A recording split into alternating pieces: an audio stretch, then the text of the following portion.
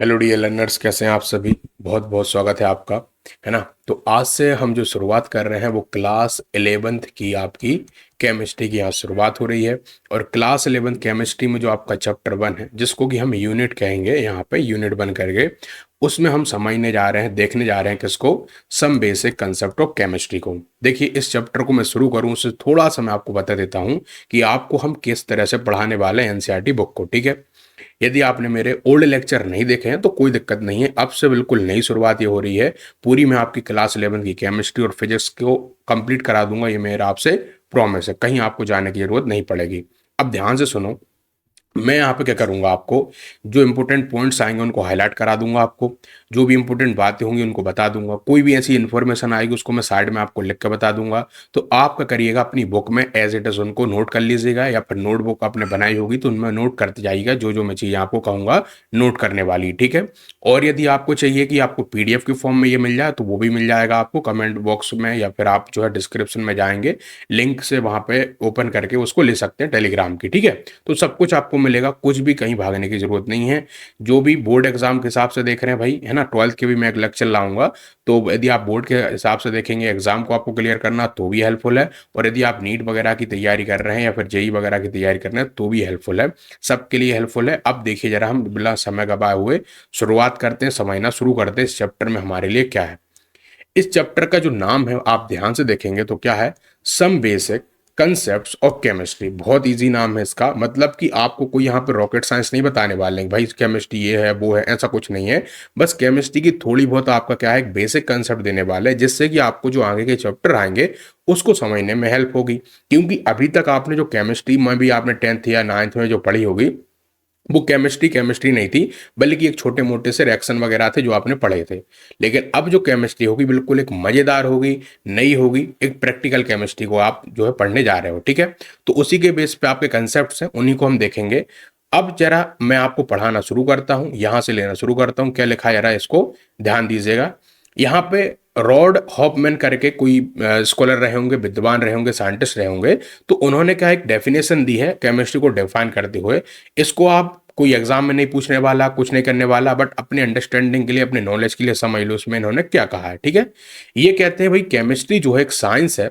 किसकी साइंस है? मॉलिक्यूल्स की और उनके ट्रांसफॉर्मेशन की। अब आपके दिमाग में क्वेश्चन जरूर आने चाहिए, जब जब मैं आपको पढ़ाऊं तो आप डाउट जो भी आएंगे आप पूछते जाना, ठीक है। तो मॉलिक्यूल्स का ट्रांसफॉर्मेशन होना, मॉलिक्यूल्स मैंने आपसे कह दिया भाई, कोई भी आपका मीथेन का कोई मॉलिक्यूल बना पड़ा है, या फिर कहीं पे आप देखेंगे तो C2H6 मतलब ईथेन का कोई मॉलिक्यूल बना पड़ा है, तो इनका क्या हो जाना, ट्रांसफर हो जाना, कुछ बदल जाना, है ना। मीथेन से ईथेन बन गया, कुछ भी बन गया, ठीक है। अभी आप टेंशन मत लो कि ये मीथेन क्या ईथेन क्या, सब कुछ बेसिक से आपको बताऊंगा, चिंता करने की कोई जरूरत नहीं है। तो मॉलिक्यूल्स का ट्रांसफर हो जाना ही केमिस्ट्री इनका कहना। अब ये कहते हैं जो साइंस की आप बात कर रहे हैं, वो साइंस जो है आपका यहाँ पे क्या लिखा हुआ है कि इट इज द साइंस है not so much of 100 elements but of the infinite variety of molecules that may be build from them. अब इसका क्या मतलब हुआ कि ये कहते हैं जो साइंस की आप बात कर रहे हैं, जो केमिस्ट्री की आप बात कर रहे हैं, वो सिंपल कोई 100 एलिमेंट से थोड़ी बन गई है। अब उनके टाइम पे 100 एलिमेंट्स ही डिस्कवर हुए होंगे, जो आपने पीरियोडिक टेबल पढ़ी है ना, जिसमें 118 आपके एलिमेंट्स थे, है ना। तो इनका कहना था कि ये 100 एलिमेंट्स को ही कहने से साइंस नहीं हो जाती, मतलब उनका मिक्सचर होना, उनसे नई चीज बनना, ये साइंस होती है। इसको साइंस कहते हैं, इसको केमिस्ट्री कहते हैं, ठीक है। क्लियर है? आगे आइए जरा। अब जो जो मैं आपको पॉइंट बता रहा हूं उनको ध्यान देना, है ना। मैं जो भी हाईलाइट करूंगा उनको अपनी बुक में हाईलाइट कर लेना, ठीक है। अब सुनो जरा ध्यान से।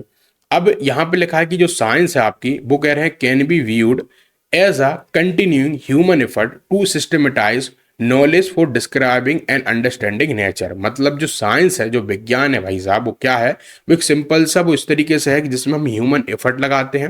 ह्यूमन एफर्ट लगाना मतलब क्या आपका, ह्यूमन एफर्ट लगाना मतलब कि हम किसी चीज को ऑब्जर्व करेंगे, देखेंगे, और फिर उसमें एक हम कंक्लूजन देंगे, और साथ में उसमें से हम जो भी हमको समझ आएगा उसको फॉर्मुलेट करके उसमें रूल्स लॉ बना देंगे, ठीक है। यही तो साइंस होती है।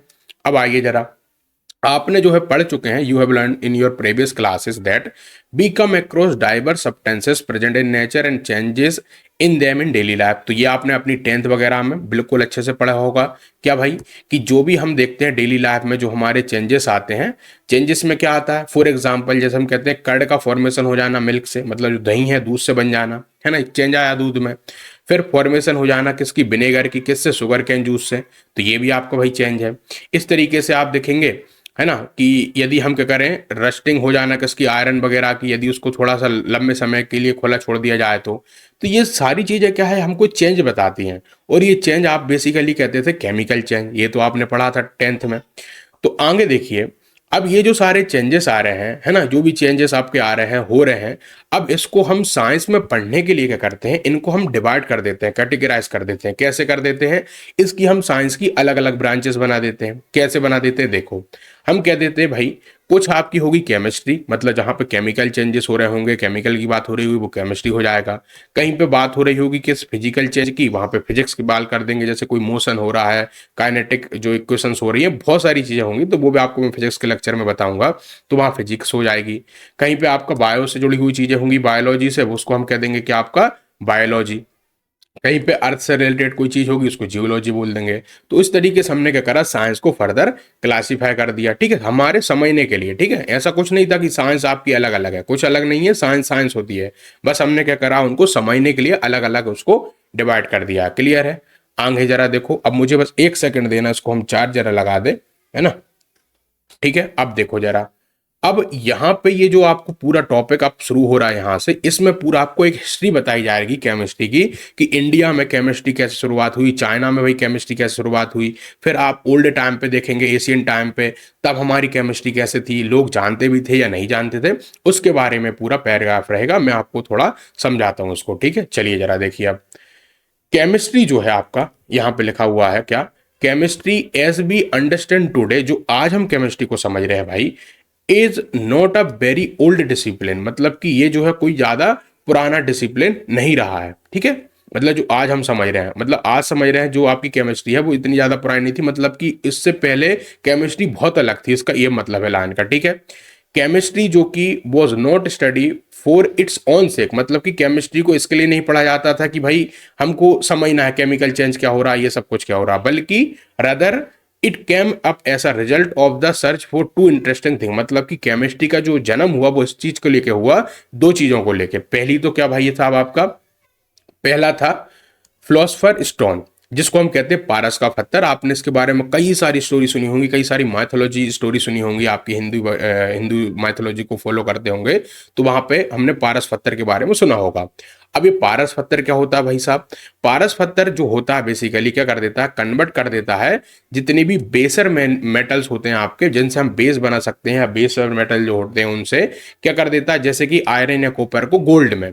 तो ये भाई साहब एक बहुत ही अनोखी एक चीज थी उस टाइम पे, है ना। लोगों को बहुत ही ये इसमें रुचि आई कि यार ये कैसे हो रहा है कि यार आयरन और कॉपर को भी हम पारस के पत्थर से सोना बना रहे हैं। तो ये जो चीज थी आपकी, इसको लेकर क्या हुआ, लोगों में इंटरेस्ट जो है, क्यूरियोसिटी जगी, कि जानने की इच्छा हुई क्या हो रहा है भाई, है ना।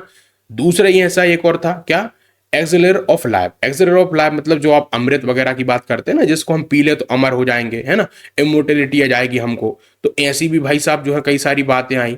तो ये जो थी आपकी एक्सेलर ऑफ लाइफ और फिलोसफर स्टोन, ये दोनों चीजों को लेकर लोगों में क्या हुआ, इंटरेस्ट जागना शुरू हुआ, और केमिस्ट्री को समझना पढ़ना शुरू करा। बहुत टाइम पहले की हम बात कर रहे हैं, आज की बात नहीं हो रही है, ठीक है। अब सुनो जरा आगे।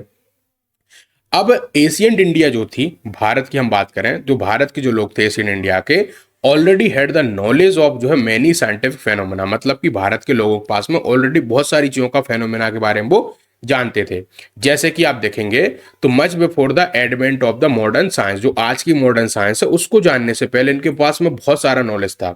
अभी आप बिल्कुल एकदम शॉक हो जाएंगे जब मैं आपको बताने वाला हूँ कि भाई हम क्या क्या जानते थे केमिस्ट्री के बारे में, ठीक है। देखिए, तो उन्होंने अप्लाइड करा हुआ था दैट नॉलेज को वेरियस वॉक ऑफ लाइफ, मतलब कि कई सारे जीवन के पहलू में। कैसे, देखिए, तो केमिस्ट्री जो थी वो मेनली डेवलप हुई थी फॉर्म ऑफ जो है एल्केमी एंड हाइड्रोकेमिस्ट्री। अब ये दो शब्द आपके आए हैं, मैं आपको दोनों का पहले मीन बता देता हूं उनका क्या है। एल्केमी का मतलब होता है भाई साहब जो भी मैटर वगैरह से जुड़ी हुई चीजें हो, मतलब पदार्थ से जुड़ी हुई, कि भाई पदार्थ वगैरह कैसा है, क्या है, कौन से मेटल का क्या यूज करें जिससे मेटलर्जी भी जाएगी, तो उसको कहते थे एल्केमी। एक है क्या, हाइड्रोकेमिस्ट्री, इसको आप पढ़ेंगे तो हाइड्रोकेमिस्ट्री पढ़ा जाता है। अब इसमें मतलब था आपका क्या, मेडिसिनल साइंस वगैरह, ठीक है। इसमें मेडिसिन वगैरह कैसे क्या यूज आएंगी, चिकित्सा रसायन जिसको हम कहते हैं हिंदी में, इसके बारे में स्टडी करना शुरू हुआ, ठीक है। तो डूरिंग किसके, 1300 से लेके आपका 1600 सी के बीच में। अब ये 1300 1600 सी, आपको कंसेप्ट क्लियर है? सी मतलब कॉमन एरा, मतलब कि 1300 जो सन आपकी चल रही थी, 1300 से लेके आपका 1600 के बीच में मॉडर्न केमिस्ट्री ने अपना एक शेप लेना शुरू करा, और लगभग लगभग आपका आते आते उन्होंने 18 सेंचुरी यूरोप में आपका ये थोड़ी मॉडर्न वे में आई। 18 सेंचुरी का मतलब होता है लगभग कितना, 1700 साल का हम बात कर रहे हैं, ठीक है। तो 1700 साल में क्या हुआ, जब 1700 सन चल रही थी, तब मॉडर्न केमिस्ट्री का जन्म होता है कहाँ, यूरोप में। और after a few century of जो है alchemical tradition which were जो है introduce in Europe by the Arab, और उसके बाद में ये जो था आपका कहाँ से, अरब से सीखे हुए थे यूरोप। अब देखो भाई, अरब जो आप सब जानते हैं, अरब वाला पार्ट आपने सबने देखा होगा, मैप में मैं आपको बता दूंगा। तो यहाँ पे क्या था, केमिस्ट्री को लेके पहले से ही लोग जानते थे, ठीक है, उनके पास में अच्छा खासा नॉलेज था। तो यूरोप के जो लोग थे वो आए, उन्होंने पढ़ा समझा, और जाके उन्होंने अपने यहाँ पे फॉर्मुलेट करना शुरू करा, उस ऊपर रिसर्च सुननी करी, रिसर्च करना शुरू करा, और पाया यार ये तो बिल्कुल गजब के लोग हैं। तो उन्होंने इसका यूज करके फिर अपने इधर पे भी क्या करने लगे, बनाने लगे चीजों को, ठीक है। तो ये सब होना शुरू हो गया आपका।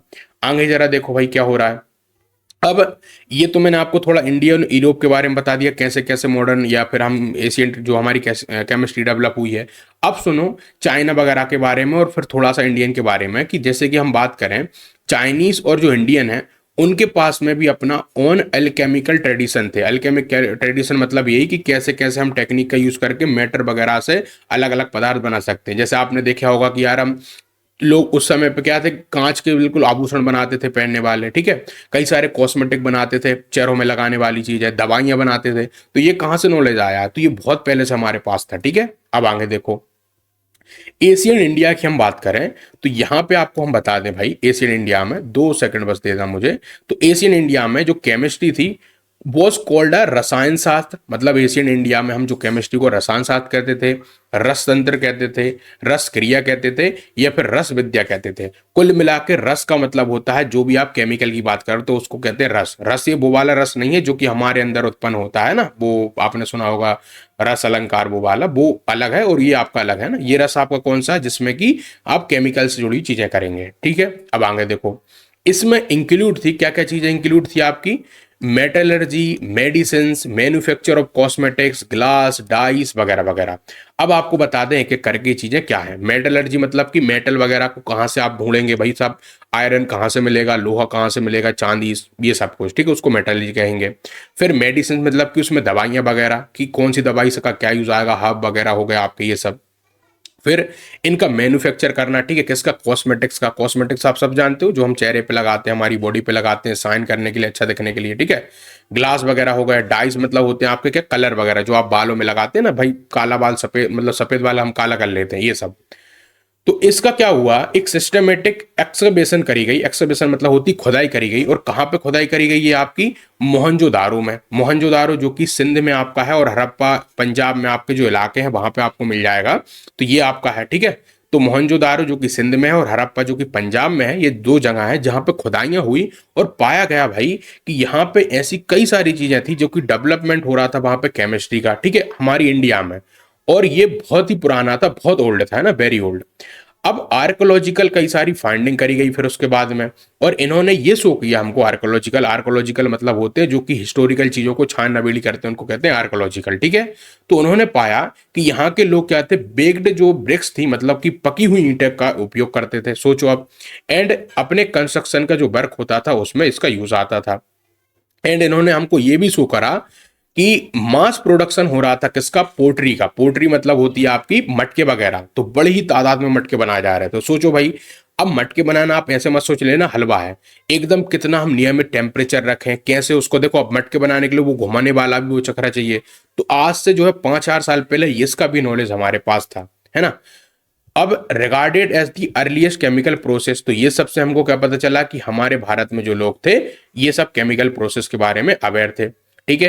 इन बिच जिसमें कि वो मटेरियल वर मिक्स्ड करते थे, कुछ कुछ मटेरियल को मिक्स करके अलग अलग चीजें बनाते थे, ठीक है। मोल्ड करते थे। मोल्ड मतलब होता है आपका, आपने देखा होगा कि यार कुछ सांचे में हम डाल देते हैं लोहा वगैरह पिघला के, एल्युमिनियम पिघला के, और कुछ हमारे पास बन के जाता है, उसको कहते हैं कि आपका मोल्ड करना।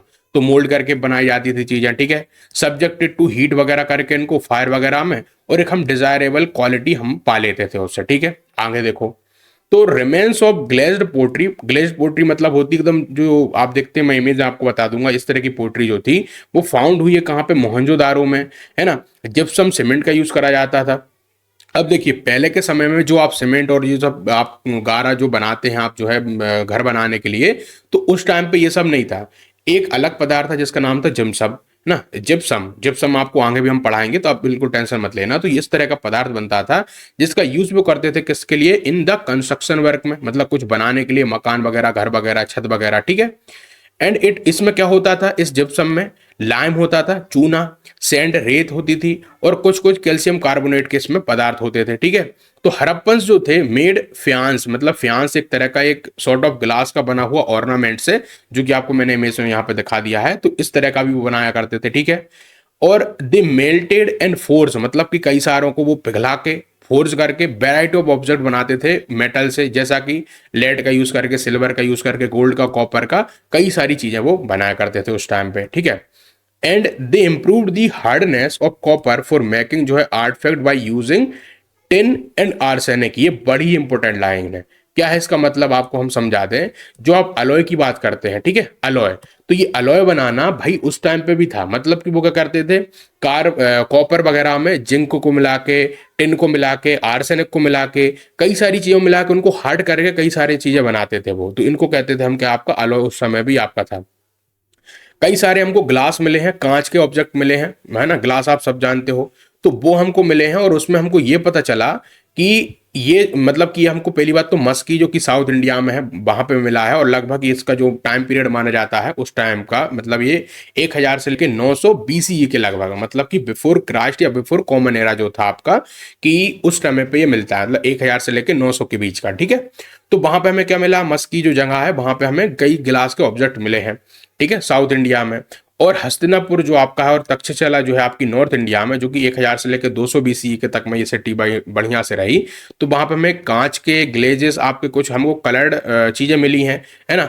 और हमको कलरिंग एजेंट मिले हैं, जैसे कि मेटल ऑक्साइड, मतलब कि भाई देखो, कई सारे उनके पास में क्या होते थे, धातु का तो वो यूज करते थे, ये तो आपको पता है, लेकिन वो उनको सफेद करते थे, एकदम चमकाते थे, तो वो भी हमको मिला। कई सारी मेटल ऑक्साइड का वो यूज करते थे, वो हमें मिला है। तो सोचो उस टाइम पे केमिस्ट्री का यूज आता था, ठीक है। हमको कॉपर की जो मेटलर्जी है भाई साहब, वो हमको मिलती है इंडिया में। Dates back back to the beginning of the chalcolithic जो कल्चर है। चालकोलिथिक मतलब आपका एक इस तरह का कल्चर है जिसमें कि हम इस तरह का, जो मैं आपको इमेज दिखा रहा हूं, उस तरह का यूज आता है, ठीक है। तो चालकोलिथिक मतलब है कि एक ऐसा युग जहां पे हम तांबे का यूज करते थे ज्यादा, ठीक है। तो हमें वो भी मिलता है भाई साहब। और कुछ कुछ है सब कॉन्टिनेंट है। And there are much archaeological evidence हमें मिले हैं, जो कि हमें ये शो करते हैं कि कई सारे एविडेंस है जिसमें कि हम टेक्नोलॉजीज का यूज करते देख सकते हैं। कैसी टेक्नोलॉजी, जिसमें कि हम एक्सट्रैक्शन कर रहे हैं, किसका एक्सट्रैक्शन, मतलब कि कॉपर का, है ना, निकाल रहे हैं कॉपर को, आयरन को, और फिर उनसे हम क्या है, वो जो टेक्निक है वो इंडिजिनली डेवलप हो रही है। इंडिजिनली मतलब कि एक जो स्वदेशी टेक्निक होती है ना, कि कहीं कोई बाहर से नहीं आई, ये खुद की टेक्निक का यूज करके, तो वो सब ये यूज आती थी उस टाइम पे, ठीक है। हेलो डियर लर्नर्स, कैसे हैं आप सभी। देखिए हमने जो अभी तक बात करी है उसमें क्या समझा है कि कैसे आपका जो एक केमिस्ट्री का डेवलपमेंट हो रहा है, केमिस्ट्री अलग अलग जगह पे कैसे जानी जा रही है, इसके बारे में हमने ऑल दी चीज़ें जान ली हैं। अब now let's be begin our what the literature tell about the chemistry. मतलब इसका क्या हुआ कि लिटरेचर भी जो था हमारे इंडिया में, लिटरेचर कई सारा मिला, लिटरेचर हमको, है ना। लिटरेचर में ऋग्वेद है, कई सारे पुराण है, बहुत सारी चीजें हैं। तो अभी जो लिखित हमको सोर्सेस मिल रहे हैं, जो रिटन सोर्सेस मिल रहे हैं, उसमें केमिस्ट्री के बारे में क्या बताया, उसको मैं आपको बताने जा रहा हूँ, जरा ध्यान दीजिएगा।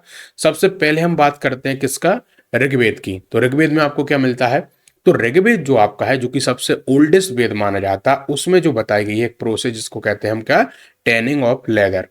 अब ये लेदर क्या होता है, लेदर आपको यहाँ पे इमेज में दिख रहा होगा, आपने लेदर पहने भी होगा, कभी न कभी देखा होगा। तो इसको बनाने की जो प्रोसेस होती है उसको कहते हैं टैनिंग। अब ये जो आपको ऋग्वेद में मिलती बात, और साथ में किस तरीके से कॉटन को डाई करा जाता है, डाई मतलब होता है कलर करना, है ना, तो कॉटन को डाइंग करना, ये सब भी आपको ऋग्वेद में मिलता है। तो ये प्रैक्टिस होते थे कब, डूरिंग जो है 1000 से लेके 400 बीसीई के लगभग में। इसका क्या मतलब हुआ पहले समझ लो। जैसे कि भाई क्राइस्ट का जन्म आपका हम मान लेते हैं एक जीरो से, ठीक है। तो अब ये जो हमारे कितने 2025 चल रहा है, तो 2025 से आप कितने और चले जाओ, 1000 साल पहले और चले जाओ, और फिर उस 1000 साल से इधर आओ, है ना। तो 1000 से लेके 400 का जो बीच का जो समय है, उसमें क्या था, ऋग्वेद की जो चीजें थी वो प्रैक्टिस करी जा रही थी, जिसमें से ये जो दो प्रोसेस मैंने बताई है, tanning of leather and cotton का डाई करना, वो हो रहा था। अब हमें एक गोल्डन ग्लॉस मिला है, ये आपको इमेज में दिख रहा होगा। इस गोल्डन ग्लॉस बेसिकली एक ब्लैक पॉलिश्ड वेयर है, नॉर्दर्न इंडिया में जो हमें मिला है। एक तरीका का मटके की तरह है, या अलग अलग तरह के भांड जो होते हैं, बर्तन जो होते हैं, वो आपको मिल रहे हैं ना, मिट्टी के बने हुए, उनको डिफरेंट तरीके से पॉलिश करके बनाया गया है। तो अब ये जो देखने को मिल रहा है, तो could not be replicated and is still a chemical mystery, मतलब कि ये जो है आज भी आपका एक केमिकल मिस्ट्री के तौर पे है। अब केमिकल मिस्ट्री का कैसी भाई, कि जो इस पे पॉलिश करे गए हैं, वो आजकल उसका मतलब जो पॉलिश के बारे में साइंटिस्ट ने देखा और समझा, तो उन्होंने पाया भाई कि इतना सारा नॉलेज था इनको पिछले समय उस समय में, कि ये जानते थे कि किस तरीके से कितना पॉलिश हमें करना और कितनी हीट देनी, ठीक है। और इनको क्या थी, मास्टरी किसकी, एक क्लीन टेम्परेचर की, मतलब कितना टेम्परेचर रखे जिससे कि क्या है, प्रॉपर तरीके से जो मटका है या जो भी वो बनाते थे भांड वगैरह बेर वगैरह, वो पक जाए, बन जाए, ठीक है। एंड उसको कंट्रोल करना भी जानते थे। अब हमें कौटिल्यास का अर्थशास्त्र मिलता है। कौटिल्य एक बहुत ही स्कॉलर रहे हैं गुप्ता काल के समय में, मौर्य काल के समय में, गुप्ता बोल दिया। तो चंद्रगुप्त मौर्य के समय में आपको पता है एक कौन थे, एक स्कॉलर थे जिनका नाम था क्या, कौटिल्य, या फिर इनको चाणक्य भी कहते हैं। तो इनने एक बुक लिखी थी, इसका नाम था क्या, अर्थशास्त्र।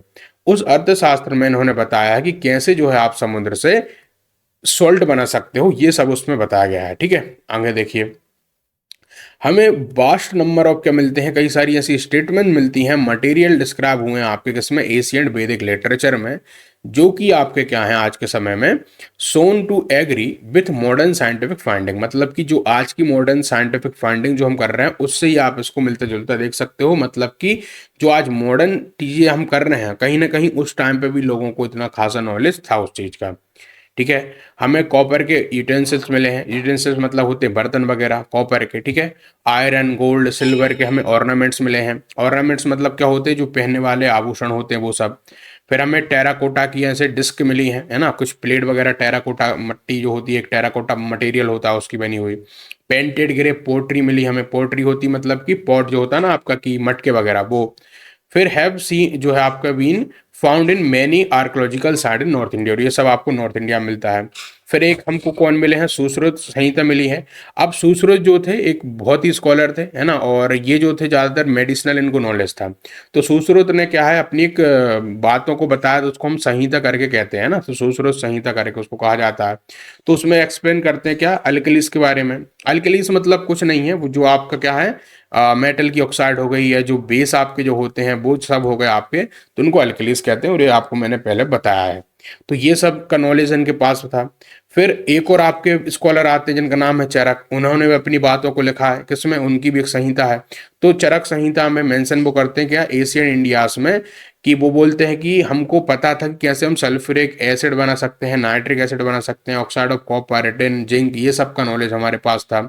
सल्फेट ऑफ कॉपर हो गया, जिंक हो गया, आयरन हो गया, कार्बोनेट्स ऑफ लेड, आयरन, ये सब का नॉलेज हमको एशियन टाइम पे था, ये कहते हैं, ठीक है। कोई ज़्यादा रटने की जरूरत नहीं है, कुछ नहीं करनी, बस एक बार इनको खटाखट से हम देख लेते हैं, क्योंकि मेन टॉपिक आपका भी शुरू ही नहीं हुआ केमिस्ट्री में, ठीक है। इसलिए मैं आपको इनको निकाल रहा हूँ, बताते जा रहा हूँ, ठीक है। कोई भी आपको कठिन आए, समझना आए, कमेंट बॉक्स आपके लिए खुला पड़ा है, बिल्कुल पूछिए, ठीक है। आइए जरा आगे। अब हमें उपनिषद आपने सुने होंगे, तो उपनिषद में कौन सा उपनिषद, रस उपनिषद है। तो रस उपनिषद को इन्होंने रासो उपनिषद करके लिखा हुआ है, ठीक है। तो अब देखो, इस रस में ही आपको मैंने कहा भाई कई बार कि रस मतलब होता है क्या, केमिकल। तो रसो उपनिषद क्या बताएगा, केमिकल के बारे में। तो इसमें क्या बताया केमिकल के बारे में, तो इन्होंने बताया कि प्रिपरेशन हम कैसे कर सकते हैं गन पाउडर की, ठीक है। गन पाउडर वही आपका जिससे कि बंदूक वगैरह चले, तो इसका भी हमारे पास नॉलेज था, हमारे रसोपनिषद में ये बताया गया है। तमिल के कुछ टेक्स्ट हैं, वहां पे भी बताया गया है कि हम कैसे प्रिपरेशन कर सकते हैं फायरवर्क की। कहा जाता है कि भाई जो बारूद है ना, वो विदेश से आया है, बाहर से आया है, लेकिन ऐसा नहीं है, हमारी इंडिया में इसका नॉलेज था भरपूर तरीके से, और हमको ये आता भी था बनाना। फिर इसको हम कैसे बनाते थे गन पाउडर को, तो हम बनाते थे सल्फर का यूज करके, चारकोल का यूज करके, सॉल्टपीटर का यूज करके। सॉल्टपीटर मतलब होता है आपका क्या, पोटासियम नाइट्रेट, ठीक है, मरकरी, कैम्फोर, इन सभी का यूज करके बनाया जाता था। अब ये हमने समझा क्या बारे में, लिटरेचर के बारे में, कि हमें लिटरेचर क्या टेल करता है। अब देखिए नागार्जुना ये भी एक स्कॉलर रहे हैं। इन्होंने बेसिकली इंडिया के बहुत ही ग्रेट साइंटिस्ट में गिने जाते हैं, ठीक है, और ये जो थे बहुत ही आपके एशियन टाइम पे थे, है ना। तो इन्होंने भी हमें बहुत सारी चीजें बताई है। एक सेकंड दीजिए मुझे, ठीक है, तो ये हमको मिलता है। तो नागार्जुन जो कि ग्रेट इंडियन साइंटिस्ट थे, इन्होंने basically he was a reputed chemist थे। केमिस्ट मतलब जो केमिस्ट्री की खोजबीन करे उसको कहते हैं केमिस्ट। और अल्केमिस्ट भी थे। अल्केमिस्ट का मतलब होता है, मैंने आपको बताया पहले भी, कि जो मैटर वगैरह की स्टडी करता है कि भाई पदार्थ वगैरह कैसे क्या आ रहा है वो सब। और मेटलर्जिस्ट वो होते हैं जो कि मेटल वगैरह को क्या करते हैं, फाइंड आउट करते हैं। तो ये दोनों थे, है ना, ये मैटर के बारे में जानते थे और मेटल के बारे में जानते थे, ठीक है। अब इनका एक वर्क था जिसका नाम था क्या, रस रत्नाकर। क्या था, रस रत्नाकर करके। तो उसमें वर्क में इन्होंने डील करा क्या, फॉर्मुलेशन किसका, मरकरी के कंपाउंड्स का। अब मरकरी सब जानते हो, जिसको हम Hg से रिप्रेजेंट करते हैं, जो कि आपके थर्मोमीटर जो होता है मरकरी का उसमें होता है। तो उससे जो बनने वाले कंपाउंड्स हैं उसके बारे में इनको अच्छा खासा नॉलेज था। इन्होंने डिस्कस करा क्या सारी मेथड का, कि हम किस तरीके से एक्सट्रैक्ट कर सकते हैं। एक्सट्रैक्शन मतलब होता है कि निकालना कहीं से कुछ, क्या निकालना, मेटल्स को, जैसे कि गोल्ड, सिल्वर, टिन, कॉपर वगैरह। फिर इनकी बुक थी जिसका नाम था क्या, रसार नवम, है ना, रसार नवम करके। तो उसमें क्या मेंशन करा है इन्होंने, पहली बात तो ये अपीयर हुई थी कब, 800 CE में, मतलब जब 800 चल रहा था सन आपकी, तब ये उसको डिस्कवर करी या फिर लिखी इन्होंने। और उसमें हमें क्या मिला, उसमें बताया इन्होंने कि हम किस तरीके से यूज कर सकते हैं क्या, वेरियस फर्नेस वगैरह। फर्नेस सभी जानते हो, भट्टियां होती है, ओवंस वगैरह, आप वही ना, बड़े बड़े जलाने के, जलाकुंड कहते हैं इनको। और क्रूसिबल ही वही होते हैं आपके, डिफरेंट पर्पजेस के लिए हम कैसे इनका यूज करते हैं वो बताया गया है ना। भट्टी का यूज आप कब करते हैं, भट्टी का यूज करते हैं आप, जैसे कि भाई कोई मेटल है, उस मेटल को हम हीट करके क्या करेंगे, उससे दूसरा मेटल निकालेंगे। तो ये सब भट्टी का इन्होंने बताया है। इन्होंने हमें डिस्क्राइब करा कई सारी मेथड, जिसमें कि मेटल जो है could be identify by the flame colour. अब ये बहुत बड़ी इंपॉर्टेंट बात है भाई, सारे जो मेटल्स हैं उनकी क्या होती है, अलग अलग क्या होते हैं, एक फ्लेम जो होती है, उनकी जो आंच होती है, लो होती है, जब उनको जलाया जाता है तो अलग अलग तरह की फ्लेम देते हैं आपको, और उससे हम बता सकते हैं कि ये कौन सा मेटल है, ठीक है। तो वो भी आपको यहाँ पे मैं दिखा दूंगा एक पिक्चर, उसमें देख लेना।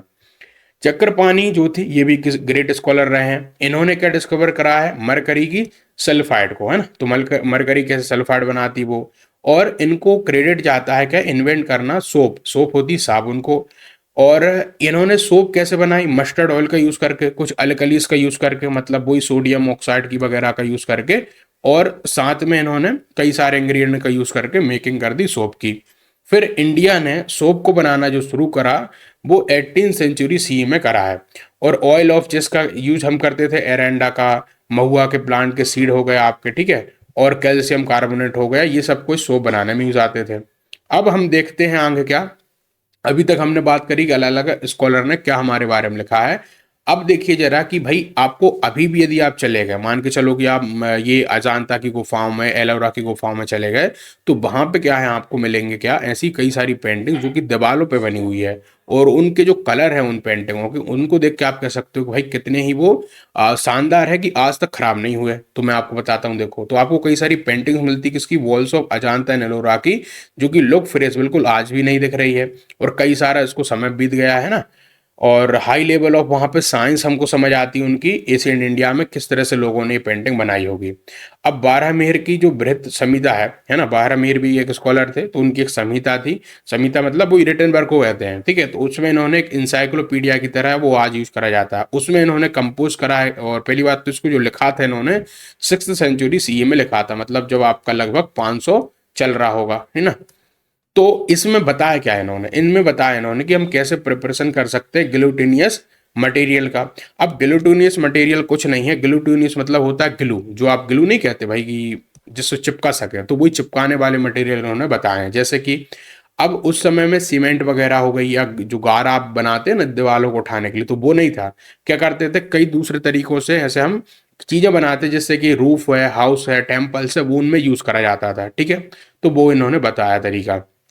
और इसको बनाने का जो तरीका है इस ग्लू को, वो कैसा है, आप प्लांट्स का, फ्रूट का, सीड का, वार्क का, इनका यूज करके बना सकते हो। और इसको क्या करना है, आपको बॉयल करना है, ठीक है।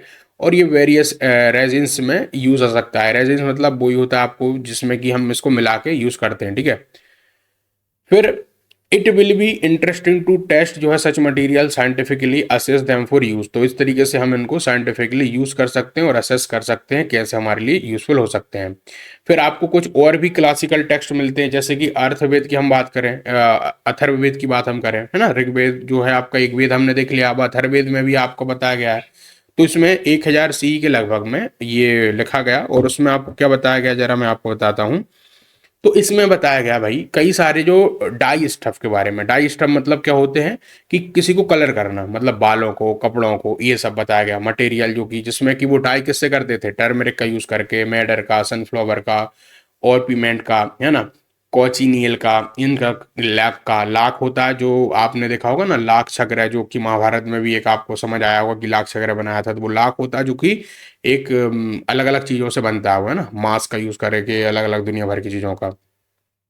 हमको कुछ और भी सब्सटेंसेस मिलते हैं, है ना, अथर्ववेद में, जैसे कि टिंटिंग, कलर करने को भी बताया गया है, जैसे कि इनमें कंपल सिक्के का करके है ना, पतंगा, जट्टू का, ये सब कुछ क्या है, कलरिंग के लिए यूज आते थे।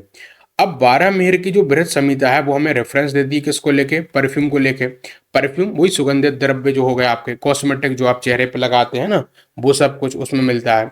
फिर कई सारी आपको रेसिपीज मिलती हैं जिसमें कि हेयर जो होते हैं, बाल जो होते हैं, उनको हम क्या कर सकते हैं, कलर कर सकते हैं। सफेद बाल को काला बनाने वाली भी चीज थी उधर।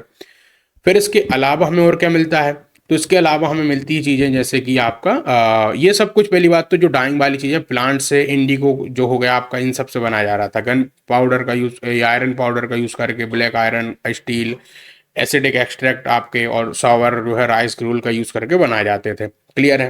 अब हमें कई सारे गंधयुक्ली मिली है। गंधयुक्ली ये डिस्क्राइब करती हैं, पहली बात तो ये वर्क है गंधयुक्ली करके लिखा हुआ हमें मिला है। इसमें क्या है, रेसिपीज है। किसकी रेसिपी है, सेंट बनाने की, कलर वही आपके, और माउथ परफ्यूम बनाने की, बाथ पाउडर बनाने की, इंसेंस जो हो गई, अगरबत्तियां हो गई, टेलकम पाउडर होगा, ये सब बनाने की वहां पे मिलती है। ये जो पावर लिखा है वो मेरे ख्याल से पावर नहीं, वो पाउडर है, यहाँ पे शायद बुक में मिस प्रिंट है, ठीक है।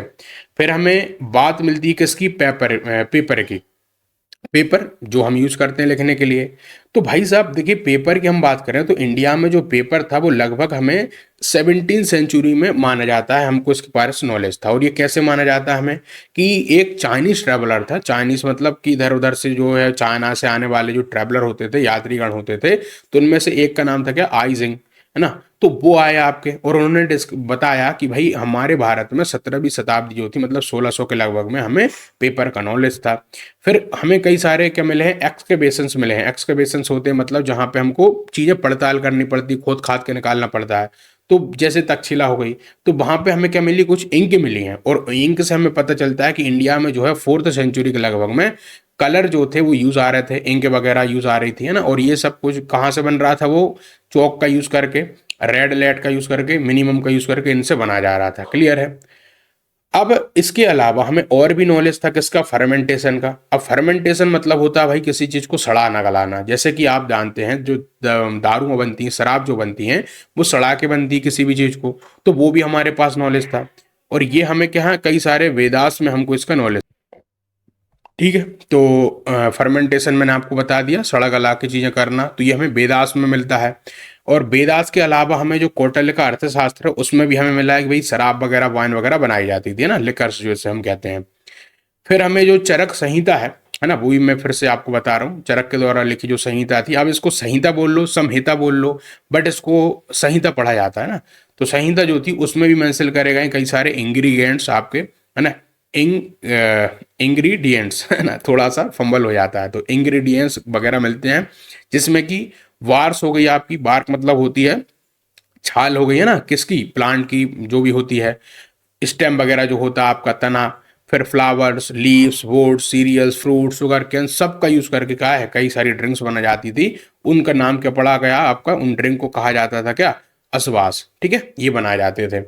फिर हमें मैटर के बारे में क्या पता था, मैटर पदार्थ जो होता है भैया आपके आसपास। तो इसके लिए देखिए, पहली बात तो मैटर को लेके कई सारे जो हैं हमारे लोग आए भारत में भी, और उन्होंने डिस्कस किया मैटर को।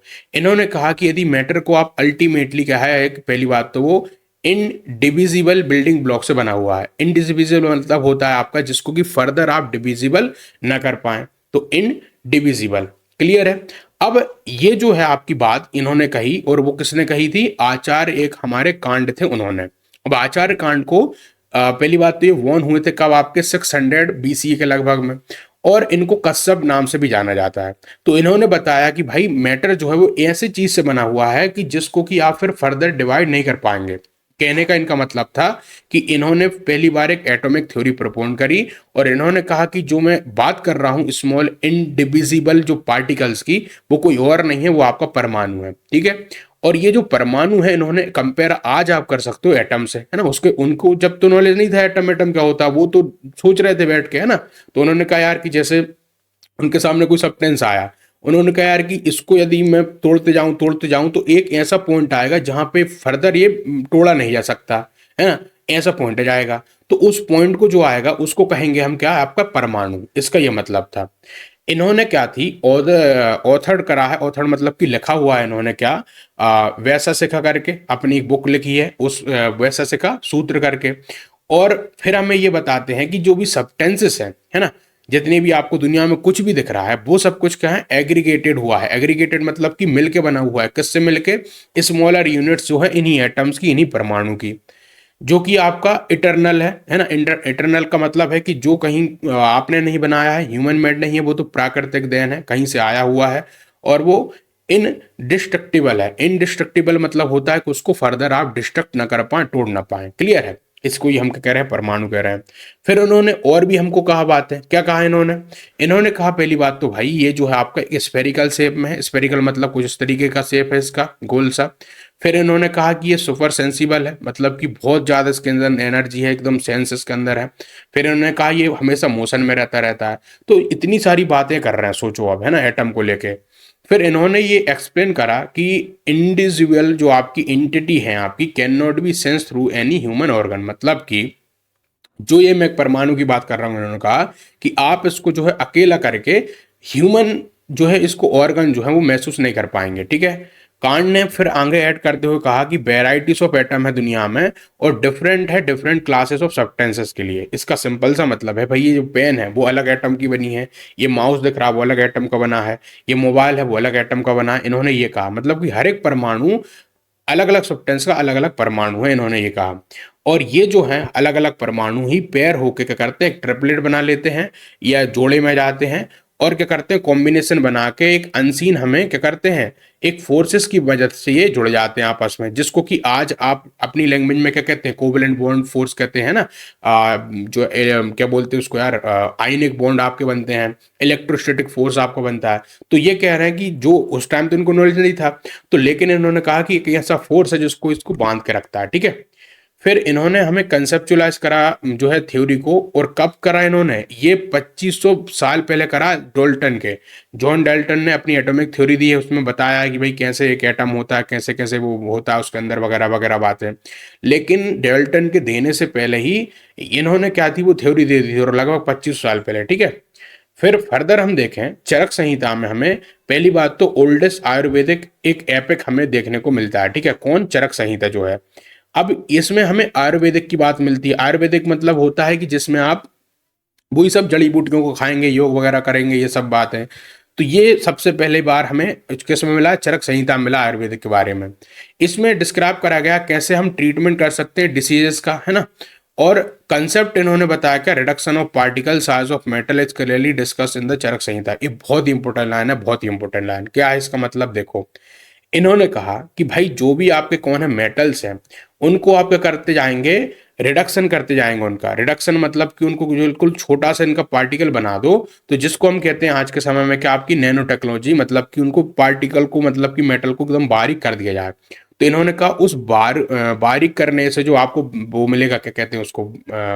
अब बारूद नहीं, मतलब कि बारीक करने से जैसे आयरन फिलिंग को हम कर देते हैं। ठीक है।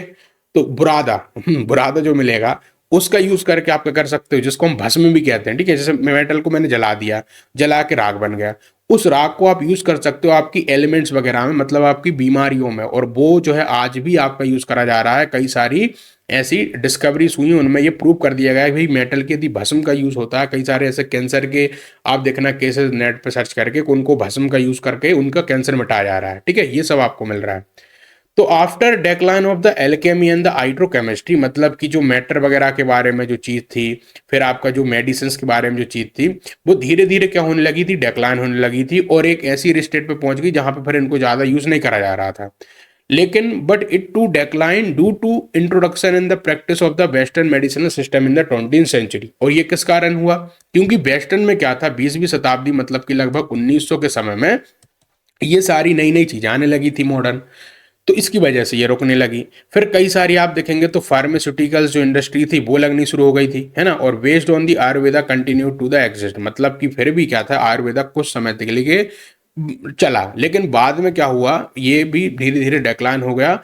और लगभग जो है माना जाता है कि 100 से लेकर 150 साल लग गए इंडियंस को ये सब सीखने के लिए, जो मॉडर्न चीज़ें आ रही थी ना, टेक्निक आ रही थी। और इसकी वजह से क्या हुआ, जो फॉरेन प्रोडक्ट थे वो तो ऑलरेडी सीखे हुए थे, उन्होंने लैब तरीके से बनाना शुरू करा और अब भारत में आके बेचना शुरू करा। और इसका ये रिजल्ट हुआ कि जो हमारी इंडिजीनियस ट्रेडिशनल टेक्निक थी वो धीरे धीरे डेक्लाइन हो गई, है ना। हम भारत दूसरा चीज़ों पर डिपेंड होने लगे। फिर जो मॉडर्न साइंस की हम बात कर रहे हैं वो अपेयर हुई इंडियन सीन में कब, लेटर पार्ट किसमें, 19 सेंचुरी के, मतलब कि लगभग जब 1800 सामने आपका चल रहा था, तो 1800 के बाद में भारत में कुछ अपना बनाना शुरू होने लगा। और मिड 19 सेंचुरी के मतलब कि 1850 के लगभग में जो यूरोपियन साइंटिस्ट थे उन्होंने क्या, इंडिया में आना शुरू कर दिया और मॉडर्न केमिस्ट्री को ग्रो करना शुरू कर दिया।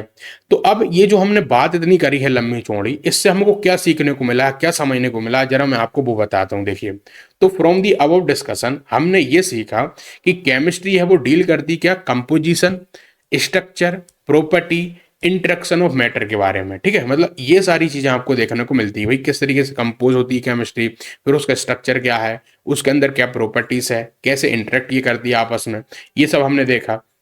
अब यही सारी चीजें मिलके हमें दो चीजों के बारे में सिखाती है, वो होता है एटम्स और मॉलिक्यूल्स।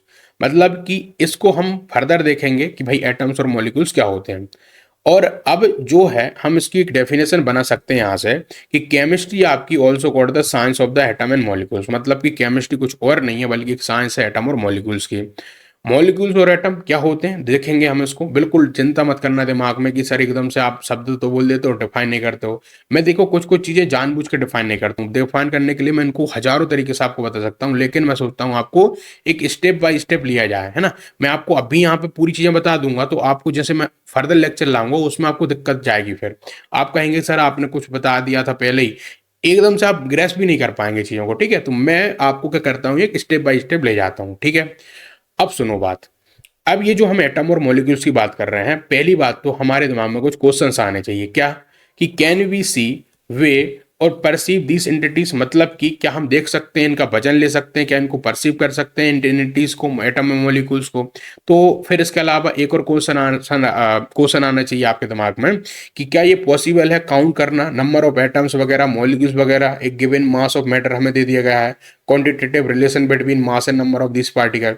तो भाई साहब इन सभी का आंसर है एस। कैसे ऐसे, वो आगे हम आपको बताएंगे कि सभी चीजें पॉसिबल है। हम एटम को देख भी सकते हैं माइक्रोस्कोप से, हम एटम के अंदर की जो चीजें गिन भी सकते हैं, एटम के जो भी कोई मैटर बन गया है, पदार्थ बन गया है, उसका मास को लेके हम बता सकते हैं उसमें कितने एटम है, सारी चीजों को हम कर सकते हैं, ठीक है।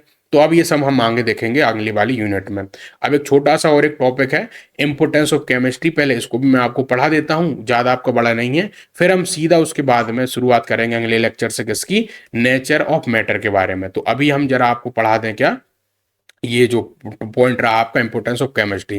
देखो इसमें कोई बड़ी चीजें नहीं है आपके लिए, सिंपल सी चीजें हैं बिल्कुल, कोई दिमाग में ऐसे बड़ी इंफॉर्मेशन रखने की बात नहीं है। मैं आपको यदि शॉर्ट में कहूँ तो इसमें यह बताया गया है कि कैसे जो एक क्या बोलते हैं, केमिस्ट्री आपकी इकोनॉमी में हेल्प करती है, ठीक है। इकोनॉमी मतलब अर्थव्यवस्था में जो होती है ना आपकी, भाई पूरे भारत में कैसे कैसे अर्थव्यवस्था चल रही है, उसमें ये केमिस्ट्री भी हेल्प करती है।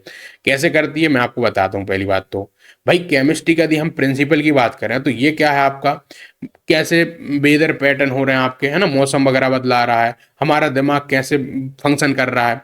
अब आप कहेंगे कि सर ये क्या आपने शुरू कर दिया, वेदर पैटर्न को लेके, फंक्शनिंग ब्रेन को लेके, यहाँ पे कहाँ केमिस्ट्री होती है? आप कहेंगे ब्रेन में, बिल्कुल होती भाई। आपके दिमाग में जो हार्मोन रिलीज होते हैं क्या वो केमिस्ट्री नहीं है? आपके दिमाग में जो न्यूरॉन का जो फंक्शनिंग वो केमिस्ट्री नहीं है? पूरा बॉडी ही आपका केमिस्ट्री है, ठीक है। फिर इसके अलावा जो ऑपरेशन होगा कंप्यूटर्स के उसमें केमिस्ट्री है। आप कहेंगे सर कंप्यूटर में कहाँ केमिस्ट्री आ गई? बिल्कुल आती भाई। देखो जो स्क्रीन आप देखते हैं कंप्यूटर की, उसमें आपने देखा होगा एलसीडी पढ़ा होगा आपने, लिक्विड क्रिस्टल डिस्प्ले, ये क्या है आपकी केमिस्ट्री है। एनोड से कैथोड में कैसे आपका जा रहा है एक फ्लूइड। फिर आप देखेंगे कि अंदर जो मदरबोर्ड है उसमें केमिस्ट्री पूरी रन कर रही होती है। फिर कई सारे केमिकल इंडस्ट्रीज जो अब आपकी बन रही हैं उसमें केमिस्ट्री है। फर्टिलाइजर जो बन रहे हैं, alkalis acid, salt, dyes, polymers, drug, soaps, detergent, metal, alloy, सब कुछ में केमिस्ट्री है, ठीक है। और कई कोई न्यू मटेरियल भी खोजे जा रहे हैं, उसमें भी केमिस्ट्री है। केमिस्ट्री जो है कुल मिला के एक बिग वे में हम बात करें तो हमारी नेशनल इकोनॉमी को बढ़ाती है। ये इंपॉर्टेंट रोल अदा करती है कैसे, मीटरिंग करने में ह्यूमन नीड्स जो है फूड को लेके। हम जो भोजन खा रहे हैं भाई, ये भी केमिस्ट्री से ही हमको मिल रहा है, ठीक है। हेल्थ केयर के प्रोडक्ट हो गए, मटेरियल हो गए जो कि हमारी क्वालिटी ऑफ लाइफ को बढ़ा रहे हैं, ये सब कुछ केमिस्ट्री से आ रहा है, ठीक है। फिर हम बात करें तो लार्ज स्केल पे जो प्रोडक्शन हो रहा है फर्टिलाइजर का, तो इससे हमारे जो भी आप देखते हैं पेस्टिसाइड्स बन रहे हैं, इंसेक्टिसाइड्स बन रहे हैं, है ना, खेतों में जो छिड़काव हो रहा है सब केमिस्ट्री से आ रहा है। और केमिस्ट्री जो है प्रोवाइड करती है हमें method isolation of life saving drugs. अब देखो कई सारे लाइफ सेविंग ड्रग्स होते हैं। अब आप कहेंगे सर ड्रग्स, ये क्या आप बोल रहे हैं, ड्रग्स हम कहाँ लेते हैं? बिल्कुल लेते हो भाई आप ड्रग्स। आप पैरासीटामोल जो खाते हो जब आपको दर्द होता है, वो क्या है और कुछ नहीं है, ड्रग्स का ये फॉर्मूला का नाम है, ठीक है। यहाँ पे लिखा आपका सिस्प्लेटिन, आपका टेक्सोल, ये सब कुछ क्या है, ड्रग्स हैं आपके, ठीक है। तो ये सब आप यूज करते हैं, खाते हैं, ठीक है, इन ड्रग्स को। फिर आपका AZT आपका एक एजिडो थाइमाइडाइन करके, ये भी एक ड्रग्स है जो कि यूज आता है किसमें, एड्स के जो पेशेंट्स होते हैं उसके लिए। तो मतलब ड्रग्स भी आप अपना यूज करते हैं, ये सब कुछ आपको केमिस्ट्री से ही मिलता है। केमिस्ट्री कंट्रीब्यूट करती है हमें एक लार्ज एक्सटेंट में क्या, हमारा ग्रोथ हमारे नेशन की। फिर हमें एक बेटर अंडरस्टैंडिंग मिलती केमिकल प्रिंसिपल की। तो ये सब कुछ हमारा हो सकता है कहाँ पे, जब एक हम डिजाइन करें केमिस्ट्री को लिंक करके मैग्नेटिक, इलेक्ट्रिक और ऑप्टिकल प्रॉपर्टी का मिश्रण करके, तो इससे हमको केमिस्ट्री का सही उपयोग मिलेगा। जैसे कि मैग्नेटिक चीजों का यूज करके आपने केमिस्ट्री का यूज करा और आपने भाई मैग्लीफ बना दी। अब ऑप्टिकल फाइबर की हम बात करते हैं। ऑप्टिकल क्या होता है? ऑप्टिकल भाई आपके जो नेटवर्क आ रहे हैं घरों में, जो आपका इंटरनेट चल रही पूरा ऑप्टिकल से चल रहा है। इनके बारे में हम बाद में डिस्कस करेंगे, तो वो देख लेना आप, ठीक है। कई सारे हम देखेंगे तो आपके क्या होते हैं, एसिड हो गए, एल्कलीस हो गए, डाइस हो गई, पॉलीमर्स हो गए, मेटल्स हो गए, ये सब कुछ आपको कहाँ से आ रहा है, केमिस्ट्री से आ रहा है। ये सब कुछ आपको यहाँ पे बताया गया है। फिर इसके अलावा हम बात करें तो केमिस्ट्री आपको कुछ और चीजों में मदद करती है। आप कहेंगे कैसे सर? जैसे कि आपको एक बात मैं बताता हूँ, देखो आपकी ये सब मैं बुक से ही पढ़ रहा हूँ, है ना, ये सब मत सोचना कि मैं बस बोलते चला जा रहा हूँ। ये सारी बातें जो मैं आपको बोल रहा हूँ वो बुक में लिखी हुई पॉइंट को बोल रहा हूँ, है ना, ना तो मैं मन से बना रहा हूँ ना कुछ कर रहा हूँ, ठीक है। हमारे समय में, मतलब कि बहुत समय पहले में, जब ये रेफ्रिजरेटर नए नए बनने शुरू हुए थे, उनमें एक गैस यूज करी जाती है जिसका नाम था CFC। CFC को कहा जाता है क्लोरोफ्लोरोकार्बन। अब भाई साहब ये क्लोरोफ्लोरोकार्बन इतनी खतरनाक गैस है कि हमारी जो ओजोन है उसको डेप्लीट कर रही थी। ओजोन लेयर आपको पता है अर्थ की अस्फीयर एक ओजोन है। ओजोन यदि आपकी एक बार यदि डेप्लीट हो गई, छेद हो गया, पूरी यूवी अंदर जाएगी, कैंसर हो जाएगा आपको भाई। तो इसको बचाने के लिए हमारी कौन है, ओजोन लेयर है। लेकिन ये CFC क्या करती है, इस ओजोन को क्या करती है, छेद बना देती है। तो उससे बचाने के लिए क्या है आपका, साइंटिस्टों ने पता करा है कि ये पुराने रेफ्रिजरेटर फालतू के हमारे CFC रिलीज करते हैं, सबसे बेकार चीज होती है। तो इन्होंने कहा इसको बंद करो जरा और नए कुछ उपकरण लाओ। तो इन्होंने फिर हटा के कुछ नए चीज ले आया, ठीक है। फिर हमको बाद में और चीज क्या पता चली, हमें पता चला कई सारी भाई जो इन्वायरमेंट में, जैसे कि हमने पता करा कि ग्रीन हाउस जो होती है वो हमारे लिए हेल्पफुल तो होती हैं। जैसे कि अब आप कहेंगे सर ग्रीन हाउस क्या होता है? ग्रीन हाउस कुछ और नहीं है बल्कि एक अर्थ के लिए एक ब्लैंकेट की तरह होता है ग्रीन हाउस। मतलब कि गैस होती है जैसे कि इसमें मीथेन हो जाएगी, कार्बन डाइऑक्साइड हो जाएगी, ये सब कुछ, ठीक है। तो ये सारी गैस क्या करती है, ब्लैंकेट सा बना लेती है अर्थ की सरफेस पे। इस तरीके से अर्थ ये रही। अब ये होता ये है कि जैसे ये ब्लैंकेट बन जाता है तो यहाँ से जो हीट ये आएगी सन के द्वारा, ये हीट फिर वापस नहीं जा पाती है। और हीट वापस नहीं जाएगी, अर्थ का एक हीट मेंटेन रहेगी और हमारी चीजें होती रहेंगी। तो ये जो गैसेस हैं आपकी बढ़ती जा रही हैं और हमारे लिए क्या है, एक प्रॉब्लम क्रिएट कर रही है ना। तो इनको गैसेस को ज्यादा बढ़ने में नहीं देना, ज्यादा हीट हो जाएगी तो भैया आप बिल्कुल पागल हो जाओगे। फिर जो बायोकेमिकल प्रोसेस है आपका, एंजाइम जो आपके पेट के अंदर होते हैं, लार्ज स्केल पे प्रोडक्शन हो रहे हैं केमिकल्स के, तो ये सब कुछ क्या हमारे लिए यूजफुल है। फ्यूचर जनरेशन के जो केमिस्ट है उसकी हमको जरूरत है। फिर डेवलपिंग कंट्री आपकी हो गई इंडिया में, हमको नीड है एक टैलेंटेड और क्रिएटिव केमिस्ट जो कि क्या करें, एक्सेप्ट करें चैलेंजेस को और फर्दर जो चीज़ों को इम्प्रूवमेंट करें। ठीक है। तो कुल मिला के यही सब बातें थी आपकी, है ना। ज़्यादा हम यहाँ पे कुछ आपको नहीं ले जाने वाले हैं। अब सीधा हम शुरू करेंगे नेचर ऑफ मैटर से। बहुत ही इंपॉर्टेंट टॉपिक है, मजा आ जाएगा आपको जब मैं पढ़ाऊंगा। तो अभी के लिए इतना ही रखते हैं। जब ये आपका चैप्टर 1 का लेक्चर 1 है, और आई होप आपको पसंद आया हो। कमेंट बॉक्स में बिल्कुल बताइएगा कि किस तरह से लेक्चर मैंने आपको पढ़ाया, मैं कौन चीज़ ऐसी ऐड कर सकता हूँ। अब एक छोटा सा क्वेश्चन ही पूछ लेते हैं आपसे। बताइए भाई कि जो बृहत संहिता है वो कब लिखी गई थी, है ना। और एक और क्वेश्चन है कि जो टैनिंग है ना, वो किस चीज के लिए यूज आती है ना। टैनिंग जो होता है वो किस चीज के लिए हम यूज करते हैं, ठीक है। ये बस दो क्वेश्चन मुझे कमेंट बॉक्स में बताइए खटाखट से। और साथ में कमेंट बॉक्स में ये भी बताइएगा कि मैं लेक्चर में क्या इंप्रूवमेंट कर सकता हूँ, और ये भी बताइएगा कि मैं कौन सा दूसरा सब्जेक्ट क्लियर कर सकता हूँ। स्पीड कैसी मुझे बढ़ानी है, यही रखनी है, या फिर धीरे धीरे पढ़ाना है, ये भी बताइएगा, ठीक है। तो सारी बातें हम बताइएगा मुझे कमेंट बॉक्स में। इसका टारगेट हमने रखा है वीडियो का, वो सिंपल सा 5K का है। 5000 लाइक आप कर दीजिएगा, बिल्कुल कर देते हैं। तो फिर मिलते हैं किसी और लेक्चर में। Thank you very much.